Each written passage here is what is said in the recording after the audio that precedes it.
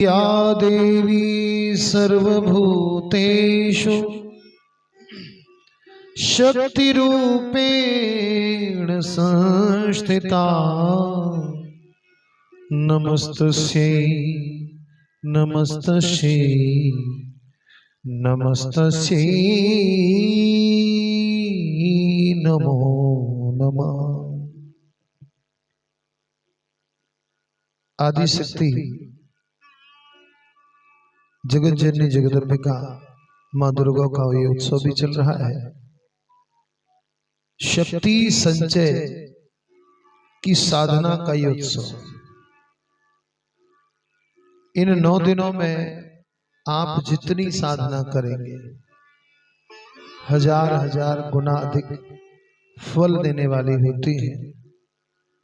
और दुर्गा दुर्गा माने दुर्गति का नाश करने वाली। हम सब कथा सुनते आ रहे हैं, दुर्गा सप्तशती का नाम तो हम सब ने खूब सुना, लेकिन मन में भाव हुआ कि दुर्गा सप्तशती में है क्या। भाई अभी तो हम क्या सुनते हैं कि आचार्य लोग अपना आए श्लोक मंत्रों में किया और चले गए। तो अब इस प्रकरण को कथा के भाव में केवल जानकारी ज्ञान हो, आदिशक्ति जगत जननी जगदम्बिका की महिमा क्या है और उसके अन्य भावों को हम लोग बताते चलेंगे। तो आज केवल शुरुआत करेंगे, प्रथम अध्याय हो जाए, इसके पश्चात क्रमशः 2-2-3-3 अध्याय 1 घंटे 1.25 घंटे, तत्पश्चात आरती और उसके बाद कीर्तन भजन। तो आइए प्रथम अध्याय की शुरुआत करें। इसमें मेधा ऋषि राजा सुरथ और समाधि को, मेधा ऋषि हैं राजा सुरथ और समाधि को मां भगवती की महिमा बताते हुए कि आदिशक्ति जगत जननी जगदम्बिका मां दुर्गा की महिमा क्या है बताते हुए मधु और कैटभ का जो वध हुआ, मधु कैटभ का नाम तो सबने सुना है, तो मधु और कैटभ का जो वध हुआ उसकी कथा को बतलाते हैं। तो पहले आइए सब लोग आंख बंद करके और ऐसा ध्यान करें कि जगत जननी जगदम्बिका मां दुर्गा खड्ग धारण किए हुए, चक्र, सुदर्शन आदि जो भी शस्त्र है सिंह पर सवार होकर के परम प्रकाशमान दिव्य प्रकाश के मान के प्रकाश के साथ में हमारे समक्ष में मानस पटल पर अपनी आभा बिखेर रही हैं और मां के सुंदर दर्शन का हम सब लाभ करें।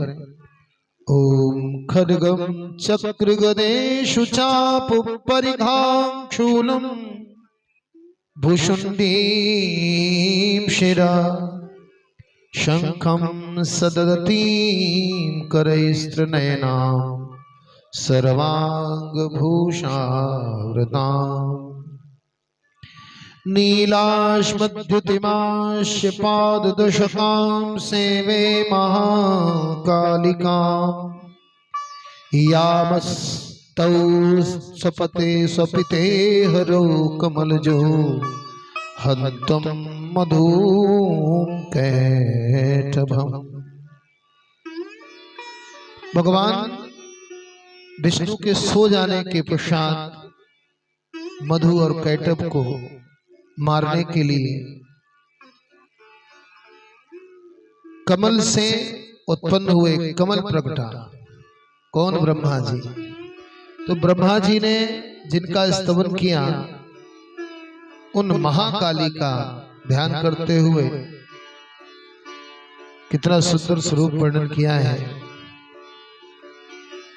10 हाथ हैं, यहाँ पर 10 हाथ की मां का वर्णन है, 5 इधर और 5 इधर। खड्ग है, चक्र है, गदा है, बाण है, धनुष है, परिघ है, अस्त्र जैसे गदा जैसा होता है, शूल है, भुशुंडी है, मस्तक और शंख, 3 नेत्र हैं मां के यहाँ पर महाकाली के स्वरूप में।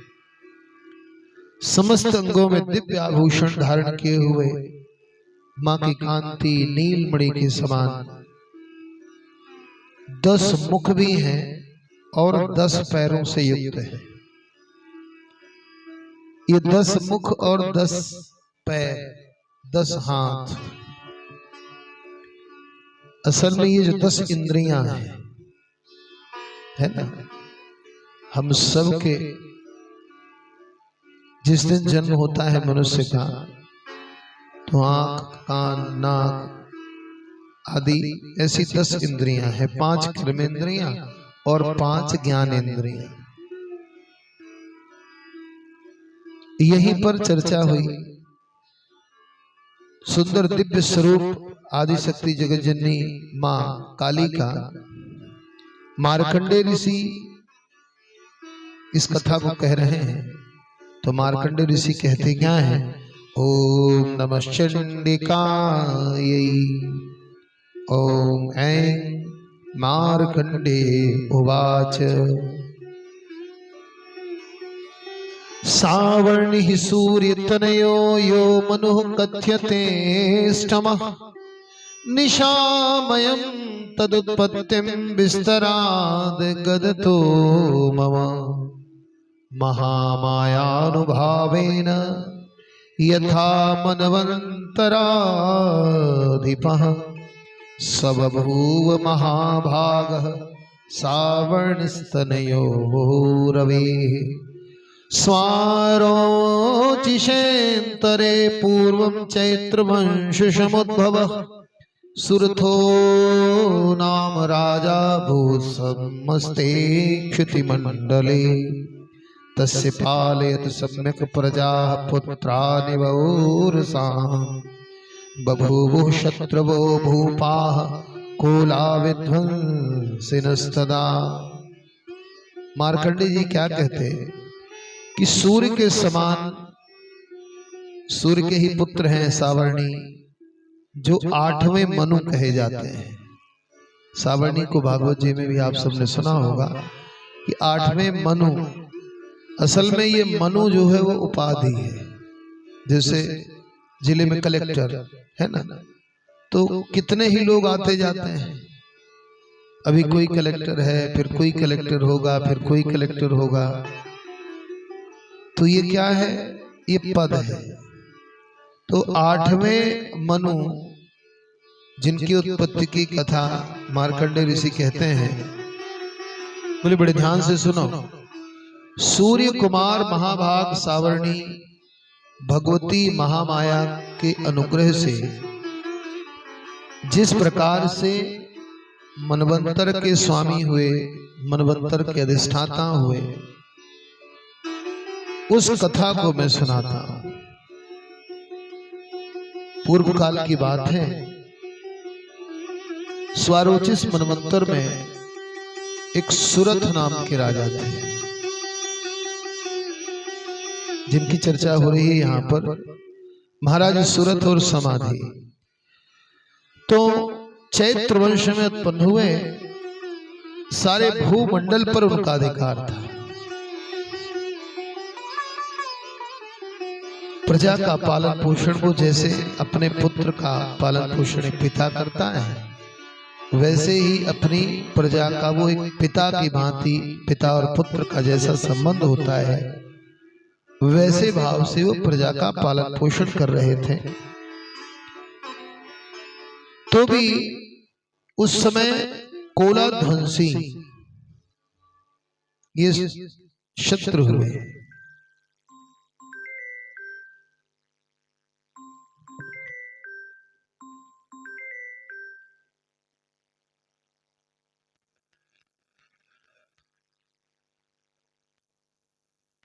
दो शत्रु हुए।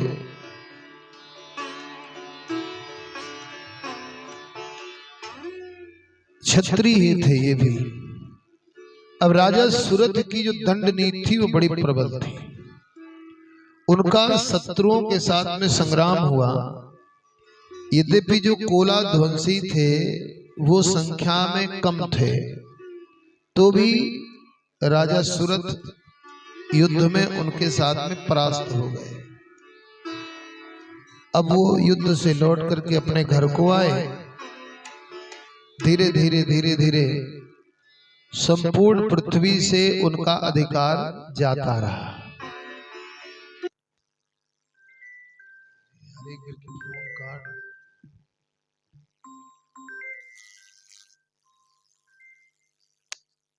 हाँ,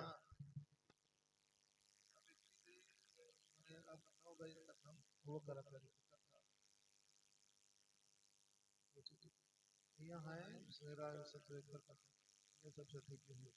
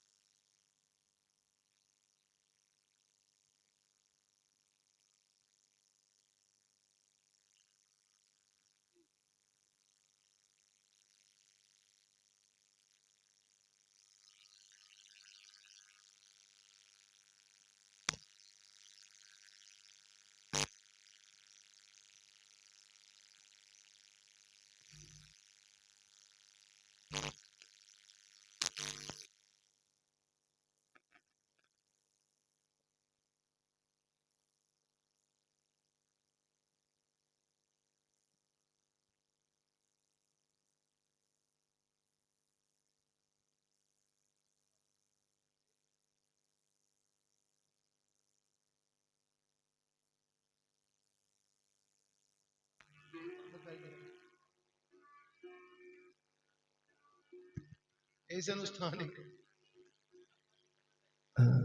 भाव बिगड़ जाता है।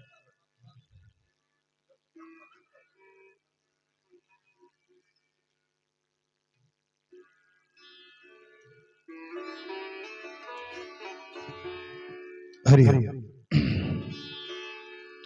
तो राजा सुरथ के ऊपर धीरे धीरे आक्रमण होने लगे और उनकी सारी संपत्ति, उनका सारा वैभव जाता रहा। कमजोर देखा तो और आक्रमण हो गए। राजा का बल क्षीण हो रहा था, इसलिए जो दुष्ट बलवान और दुरात्मा मंत्री थे वो भी राजकीय सेना और खजाने को हथियाने में लग गए। राजा का प्रभुत्व नष्ट हो गया। अब परेशान एक दिन शिकार खेलने के बहाने से घोड़े पर सवार होकर के और वो जंगल चले गए। अब जाना था, निकलना था, तो क्या करें, तो बहाना किया कि हम शिकार खेलने जा रहे हैं। और शिकार खेलने के बहाने वो जंगल चले गए। वहां उन्होंने मेधा ऋषि, जिनकी अभी चर्चा हुई कि मेधा ऋषि का आश्रम देखा, जहां कितने ही हिंसक जीव अपनी वृत्ति को छोड़ करके, हिंसक स्वभाव को छोड़ करके बड़े शांत भाव से रहते थे। और मेधा ऋषि के आश्रम में बहुत सारे शिष्य उस आश्रम की शोभा बढ़ा रहे थे। अब जैसे ही राजा सुरथ पहुंचे, मेधा ऋषि ने खूब स्वागत किया और इधर उधर भ्रमण करते हुए राजा सुरथ वहां पर बहुत दिन तक रहे। अब ये ममता बड़ी कठिन होती है, माया बड़ी कठिन होती है, इतना जल्दी पीछा नहीं छोड़ती।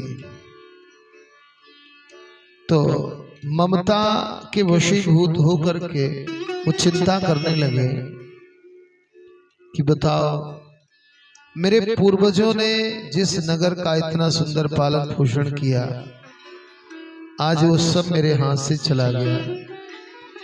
पता नहीं मेरे जो दुरात्मा मंत्री हैं, कर्मचारी हैं, भृत्यगण हैं, वो कैसे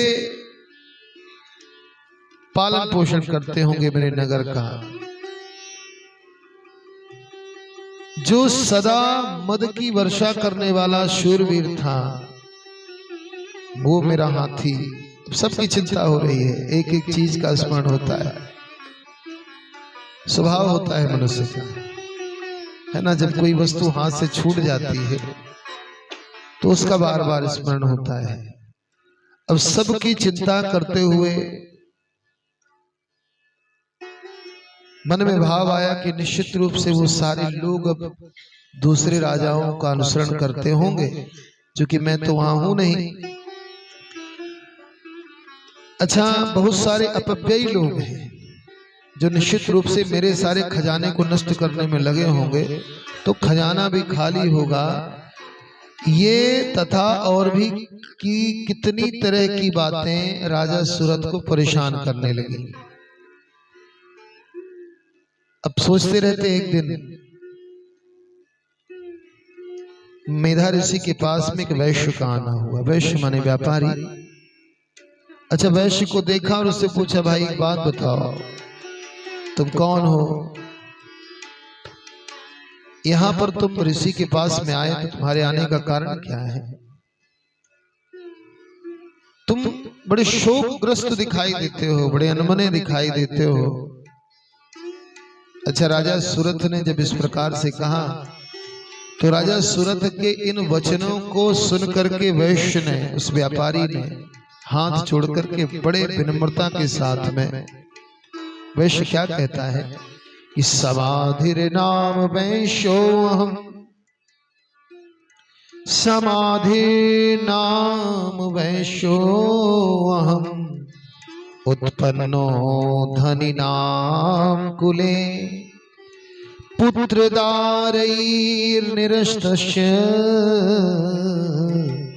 धनलोभाद साधुभिः,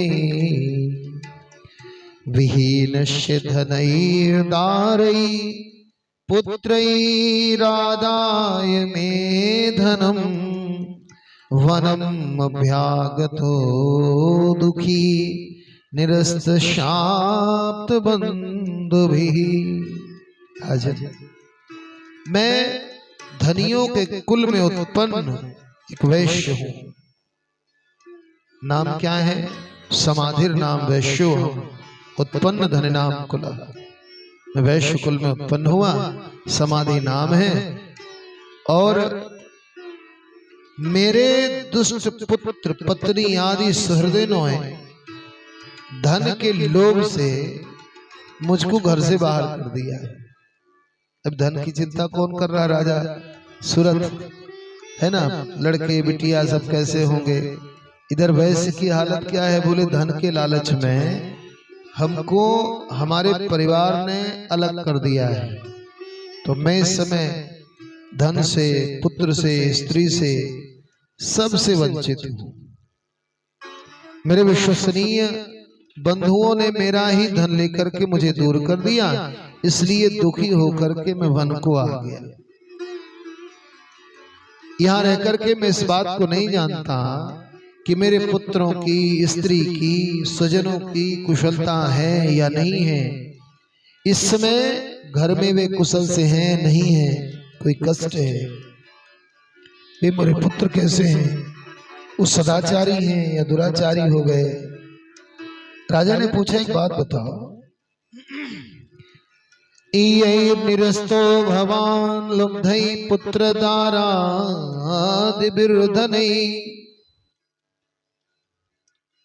तेषु किं भवतः स्नेहं अनुबध्नाति मानसम्।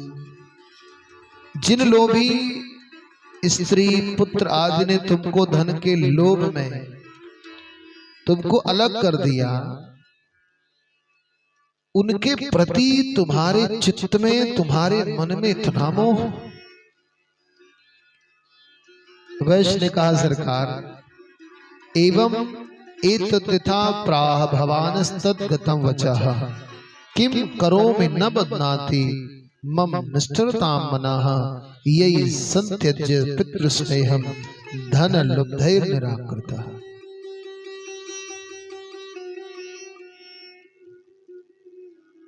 आप मेरे विषय में जैसी बात कहते हैं वह सब ठीक है, किंतु करूं क्या? मेरा मन निष्ठुरता नहीं धारण करता, मैं इतना निष्ठुर नहीं हो पाता। नहीं, उन्होंने निकाल दिया, ठीक बात है, लेकिन मैं इतना कठोर नहीं हूं जिन्होंने धन के लोभ में पड़ करके पिता के प्रति स्नेह, पति के प्रति प्रेम तथा आत्मीय जन के प्रति जो अनुराग है, उस सारे अनुराग को तिलांजलि दे करके मुझे घर से निकाल दिया। उनके प्रति मेरा स्नेह है। महामते, गुणहीन बंधुओं के प्रति जो मेरा प्रेम हो रहा है, जो ममता हो रही है, ये क्या है? इस बात को मैं स्वयं नहीं समझ पाता कि जिन्होंने मेरा इतना तिरस्कार किया, इतना अपमान किया, उनके लिए मैं इतना दुखी हूं। बड़ी लंबी सांस ली उसने। उन लोगों में प्रेम का सर्वथा अभाव है, तो भी उनके प्रति जो ये मेरा मन है वो निष्ठुर नहीं हो पाता। इसके लिए मैं क्या करूं? ये मार्कंडेय ऋषि से पूछ रहे हैं। अब मार्कंडेय ऋषि बीच में बोल पड़े। मार्कंडेय ऋषि ने कहा कि ब्राह्मण, अब ये कथा सुना रहे हैं कौन? मार्कंडेय ऋषि। किसकी? राजा सुरथ, समाधि और मेधातिथि की, मेधा ऋषि की। तो मार्कंडेय ऋषि ने कहा कि ब्राह्मण, सुरथ और समाधि नामक जो दो लोग हैं, राजा और वैश्य, दोनों आपस में बात करते, मेधातिथि की मुनि की सेवा करते हैं और उनके पास में न्यायपूर्ण ढंग से विनय पूर्वक चर्चा करते हैं। सेवा के पश्चात वैश्य और राजा ने चर्चा आरंभ की। राजा ने कहा कि भगवान, मैं आपसे एक बात पूछना चाहता हूं। मेरा चित्त अपने अधीन न होने के कारण मेरे मन को बहुत दुख होता है। मेरा मन है जो चिंतन है परिवार के प्रति, वो मेरे मन में, मेरे वश में तो है नहीं। परिवार का वो चिंतन करता है, तो परिवार का चिंतन होने के कारण, उस अवस्था को सोचने के कारण मुझे बहुत दुख होता है। ये सारा राज्य पाठ मेरे हाथ से चला गया, लेकिन मेरी ममता अभी कटी नहीं है, ममता भरी पड़ी है। ये जानते हुए भी कि अब मेरा नहीं है, अज्ञानी की भांति मुझे दुख हो रहा है। और इधर ये वैश्य, इसकी भी यही दशा है। ये घर से घोर अपमानित होकर के यहाँ पड़ा हुआ है। इसको सब लोगों ने त्याग दिया है। इसके बाद भी इसके मन में घर के प्रति, परिवार के प्रति ममता भरी पड़ी है। हम दोनों दुखी हैं। जिसमें प्रत्यक्ष दोष देखा गया है, उस विषय के लिए भी हमारे मन में, भाई अब हमारा किसी ने अपमान किया, इसके बाद में ममता भरी है, ये दोष ही तो है। हम जानते हैं कि सरकार, ये संसार बड़ा कठिन है, रहना कुछ नहीं है पास में, लेकिन इसके बाद भी हमारे मन में घोर ममता भरी है। तो ये क्या है? ये दुख का कारण है, यह अज्ञानता है। हम जानते हैं, सब लोग जानते हैं, लेकिन फिर भी ममता है, आकर्षण है। महाभाग, हम दोनों समझदार हैं। हम सब यहाँ बैठे हैं तो हम सब भली भांति जानते हैं कि कभी पैदा हुए थे, छोटे थे, आज ये अवस्था है, एक दिन इस संसार से चले जाना है। सब जानते हैं, सब समझते हैं, लेकिन इस सब कुछ जानने के बाद भी जो मोह हुआ है, ये क्या है? हमारी दशा तो कि विवेक शून्य पुरुष की भांति हो गई और मूर्ता प्रत्यक्ष दिखाई देती है। तब ऋषि ने कहा, महाभाग, ये जो विषय मार्ग है, तो विषय मार्ग ज्ञान सब जीवों में है।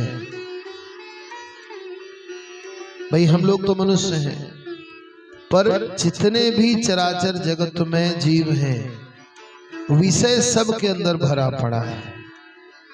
कुत्ता हो, बिल्ली हो, हाथी हो, घोड़ा हो, पक्षी हो, कुछ भी हो, ये विषय का जो प्रसंग है, ये सब में कूट कूट करके भरा हुआ है।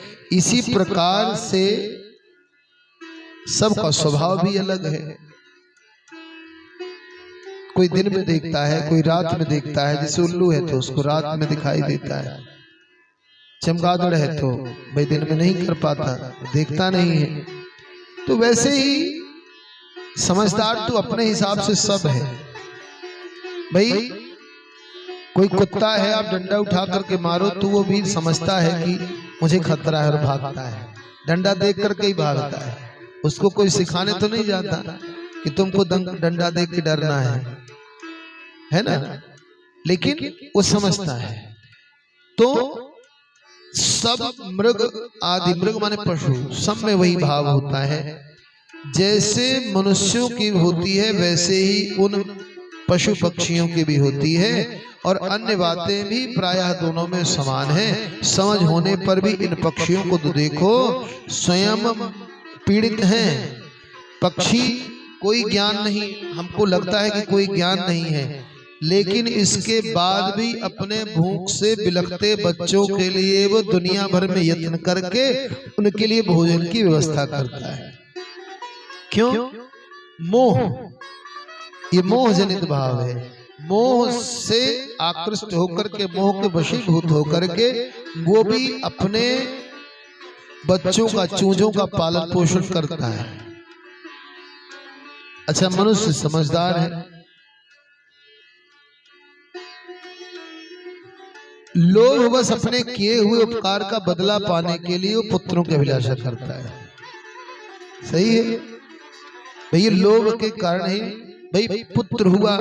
अब कोई भी पशु पक्षी बच्चों का पालन पोषण करने के बाद वो उपकार नहीं चाहते। कितनी बड़ी बात है भाई। चूजा है, उसको खिलाता है पिलाता है, लेकिन क्या कोई पक्षी उपकार चाहता है उससे कि ये बड़ा होकर के और हमारी सेवा करेगा? किसी चिड़िया के बच्चे ने कभी सेवा की है?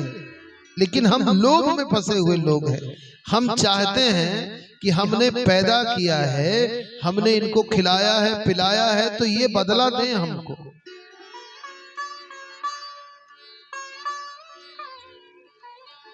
तो मनुष्य समझदार है, अब उनमें समझ की कमी नहीं है, पालन पोषण तो करते हैं, लेकिन वो उपकार का बदला नहीं चाहते। वो लोग बस पुत्र की कामना नहीं करते, वो स्वभाव बस संतान हो जाती है। विषय भी है इसमें। यद्यपि तो संसार की स्थिति कौन बनाता है? भाई परम चेतना शक्ति, इस शक्ति से ही संपूर्ण संसार चलायमान होता है। तो संपूर्ण संसार की स्थिति माने जन्म और मृत्यु होती रहती है, ये स्थिति है। तो इस स्थिति को बनाए रखने वाली भगवती महामाया के प्रभाव से ही ये ममता में भंवर से युक्त मोह के गहरे गर्त में हम सब गिरते हैं। इसमें कोई आश्चर्य नहीं, ऐसा माया का प्रभाव है, महामाया का। जगदीश्वर भगवान विष्णु की योग निद्रा रूपी जो ये महामाया है, उन्हीं से ही संपूर्ण ये संसार मोहित हो रहा है। वे भगवती महामाया देवी ज्ञानियों के भी चित्त को बलपूर्वक खींच करके इस संसार में लगा देती हैं। वे ही संपूर्ण चराचर जगत की सृष्टि करती हैं, तथा वे ही प्रसन्न होने पर मनुष्यों को मुक्ति के लिए वरदान भी देती हैं। वे ही पराविद्या, संसार बंधन और मोक्ष की हेतु भूता, मोक्ष का हेतु है। संपूर्ण ईश्वरों की भी वो अधीश्वरी हैं, अधिष्ठाता हैं। तो राजा ने पूछा, भगवान जिन्हें आप महामाया कहते हैं वे देवी हैं कौन? आविर्भाव कैसे हुआ? उनके चरित्र कौन कौन से हैं? ब्रह्मवेत्ताओं में श्रेष्ठ हे महर्षि, उन देवी का जैसा प्रभाव हो, जैसा स्वरूप हो, जिस प्रकार से प्रादुर्भाव हुआ, वह सब मैं आपके मुख से सुनना चाहता हूं। ऋषि मेधा बतलाते हैं, नित्यैसा जगन्मूर्तस्त्वया सर्वमिदं ततं। क्या बोला? तथापि तत्समुत्पत्तिर्बहुधा श्रूयतां मम देवानां कार्य सिद्ध्यर्थम आविर्भवति सा यदा। वास्तव में तो वो देवी ही नित्य स्वरूपा हैं। सारा संसार जितना दिखता है उन्हीं आदि शक्ति जगत जननी जगदम्बिका का स्वरूप है और उन्होंने ही संपूर्ण विश्व को व्याप्त कर रखा है। ईशावास्यम इदं सर्वम यत्किंच जगत्याम जगत, सारा संसार उन्हीं से व्याप्त है। तथापि ये कहा कि है तो सारा जगत उन्हीं से व्याप्त, लेकिन फिर भी प्रकट होने के अनेक अनेक भाव हैं, वो मैं आपको बताता हूं। यद्यपि वे नित्य हैं, अजन्मा हैं, तथापि जब देवताओं का कार्य सिद्ध करने के लिए प्रकट होती हैं तो उस समय लोक में उत्पन्न हुई कहलाती है। कल्प के अंत में जब संपूर्ण जगत निमग्न हो रहा है और सबके प्रभु भगवान विष्णु शेषनाग की सैया पर विराजमान योग निद्रा का आश्रय लेकर के सो रहे थे, तो उसी समय उनके कानों के मैल से दो भयंकर असुर प्रकट हुए। समझिएगा इस बात, भाई कानों के मैल से दो असुर प्रकट हुए, माने जब हम सत्संग सुनेंगे, अब ये सुनने की बात है, यहां पर श्रवण इंद्रिय की बड़ी महिमा बतलाई है।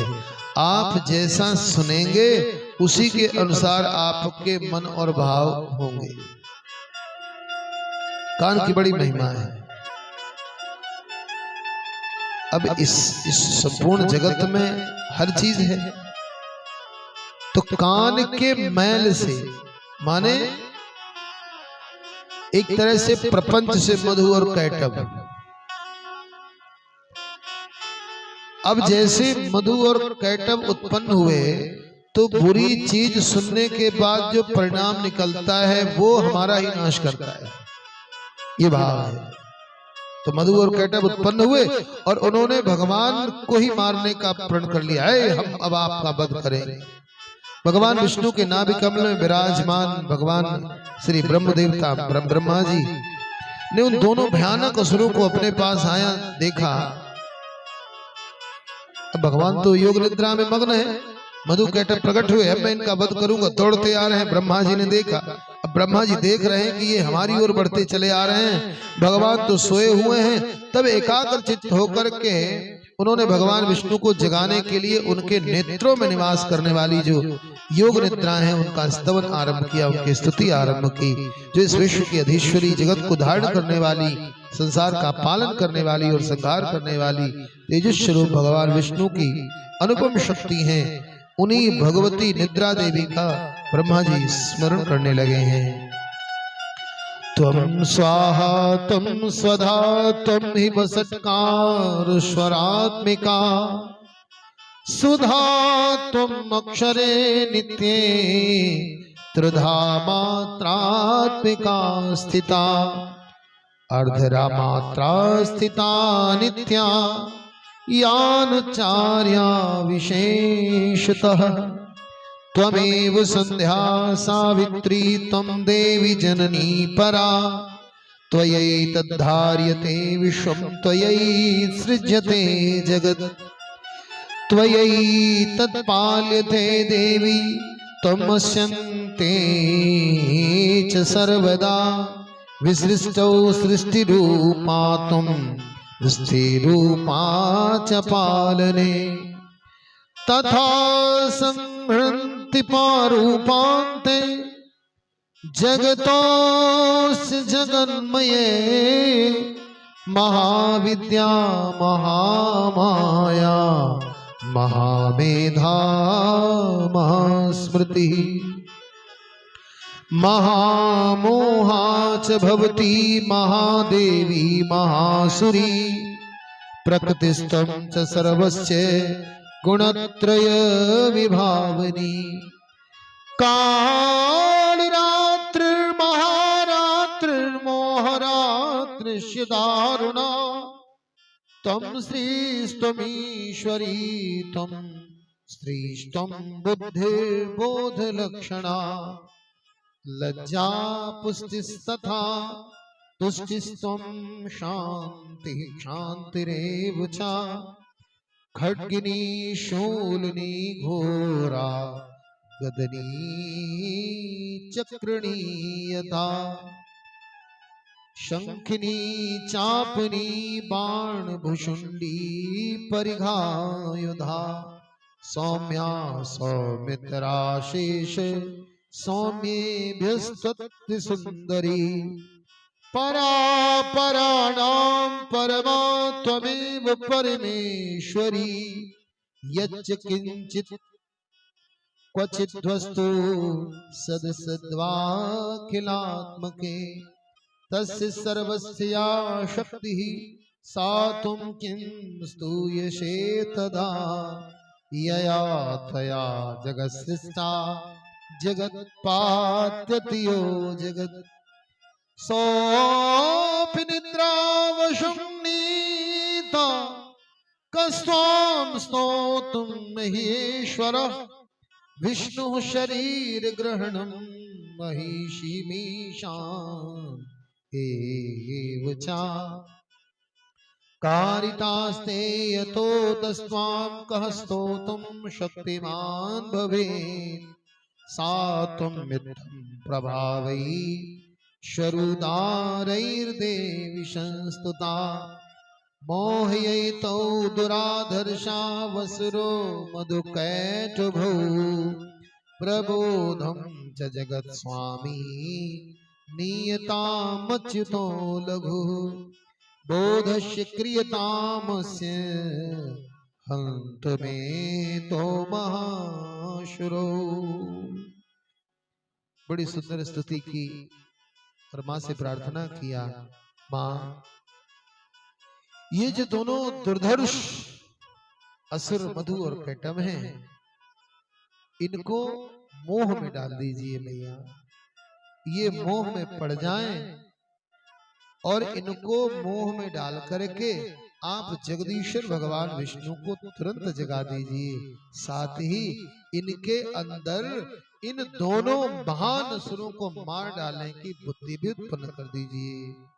ऋषि ने कहा, राजन, जब ब्रह्मा जी ने वहां मधु और कैटभ को मारने के उद्देश्य से भगवान विष्णु को जगाने के लिए तमोगुण, यहाँ पर माँ का स्वभाव कैसा तमोगुणी है, तो तमोगुण की अधिष्ठात्री देवी योग निद्रा की स्थिति की है। तभी भगवान के नेत्र, मुख, नासिका, बाहु, हृदय और वक्षस्थल से निकल करके अव्यक्त जन्मा ब्रह्मा जी की दृष्टि के समक्ष खड़ी हो गई। योग निद्रा से मुक्त होने पर जगत के स्वामी भगवान जनार्दन उस समय क्षीर सागर के जल में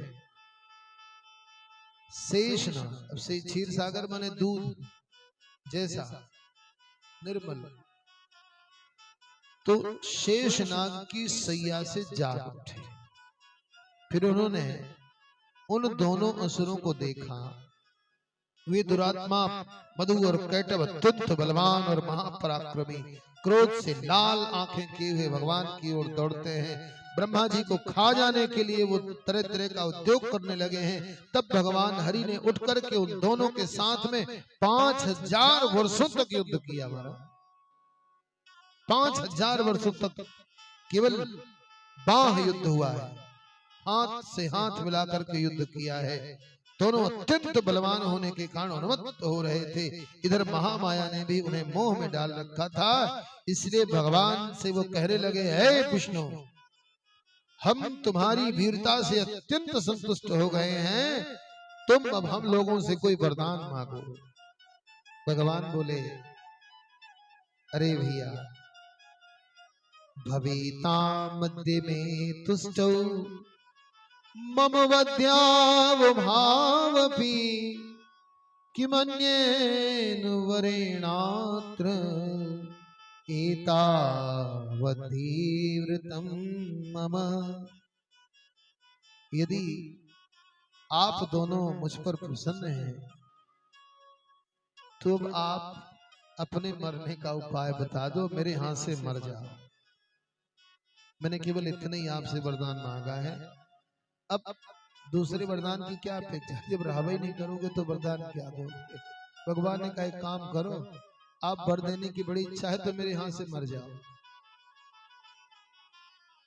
ऋषि ने कहा इस प्रकार से भगवान ने छल किया, वो धोखे में आ गए, और धोखों में आ गए तो देखा तो संपूर्ण पृथ्वी में चारों तरफ केवल जल ही जल दिखाई दे रहा है।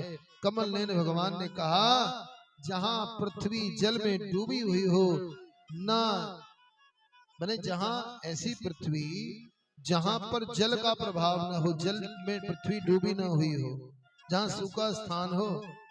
अब उन्होंने कहा, किसने? मधु और कैटब ने। देखते क्या है कि संपूर्ण जगत में केवल जल ही जल दिखाई दे रहा है। तो उन्होंने कहा कि देखो महाराज, हम मर जाएंगे, लेकिन जहां पर जल ना हो ऐसी जगह पर हमको मारो। भगवान ने कहा तथास्तु, और तुरंत शंख चक्र गदा पद्म धारण करने वाले भगवान ने उन दोनों के मस्तक को पकड़ा है, अपनी जंघा में रखा है, और जंघा में रख करके दोनों के मस्तक का छेदन कर दिया है। बोले मधु कैटभ मर्दन भगवान की। इस प्रकार से महामाया ब्रह्मा जी की स्तुति करने पर स्वयं प्रकट हुई है, और अब मैं उनके प्रभाव का वर्णन करूंगा, ऐसा ऋषि ने कहा। तो आज प्रथम अध्याय हुआ। इसी तरह से हम लोग थोड़ा समय लेकर के, और इसके बाद अब आरती आदि का समय हो रहा है, तो सब लोग आरती की तैयारी करें, आरती करें ऐसा भाव। और कल से 7:30 बजे 7 बजे से हम लोग शुरू कर देंगे, तो 1.5 घंटे बढ़िया आदि शक्ति जगत जननी जगदम्बिका की सुंदर कथाएं, मन में वो भाव बनना चाहिए। भाव ये है कथा। बोलिए जगत जननी जगदम्बिका माँ दुर्गा की, राजा रामचंद्र की, श्री शंकर भगवान की, श्री हनुमान जी महाराज की। ओम नमः पार्वती पतये, हर हर महादेव।